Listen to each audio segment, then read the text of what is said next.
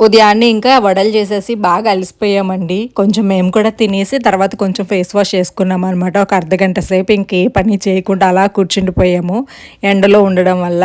తర్వాత కొంచెం ఫ్రెష్ అయిపోయి ఇంకా ఫేస్ వాష్ అది చేసేసుకొని సన్ స్క్రీన్ పూసుకున్నాను. ఎండలో కొంతసేపు ఉన్నా కానీ ఎందుకో నా స్కిన్ బాగా డల్ అయిపోతుంది అండ్ ఒక బ్లాక్‌నెస్ వచ్చేస్తది అనమాట.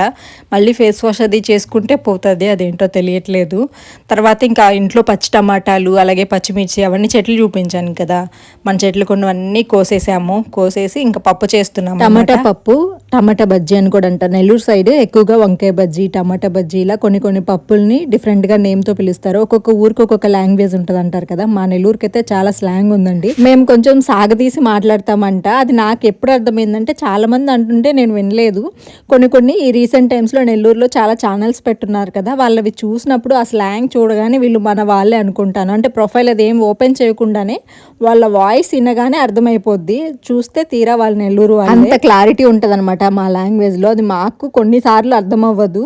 సో, నేనైతే ఎక్కువగా నెల్లూరు స్లాంగ్ మాట్లాడను అని అనుకుంటున్నా. బట్ ఎవరైనా మాట్లాడితే ఇట్టే గుర్తుపట్టేస్తాము. చాలామంది మేము డైరెక్ట్‌గా మాట్లాడుకుంటే కొన్ని కొన్ని పదాలు వచ్చేస్తాయి నెల్లూరువి. సాగదీసి మాట్లాడడం కొన్ని కొన్ని ఉంటాయన్నమాట.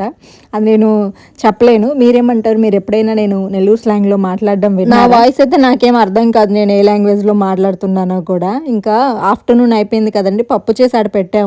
ఇంకా మా అన్నయ్య అంటే పెద్దమ్మ కొడుకని చెప్పాను కదా! తను లౌక్య అని అడిగితే నాకు ఐస్ క్రీమ్ కావాలంటే ఇంకా ఐస్ క్రీమ్ తెచ్చాడు. ఇంకా అది తినేసి అన్నం కూడా తినలేదు.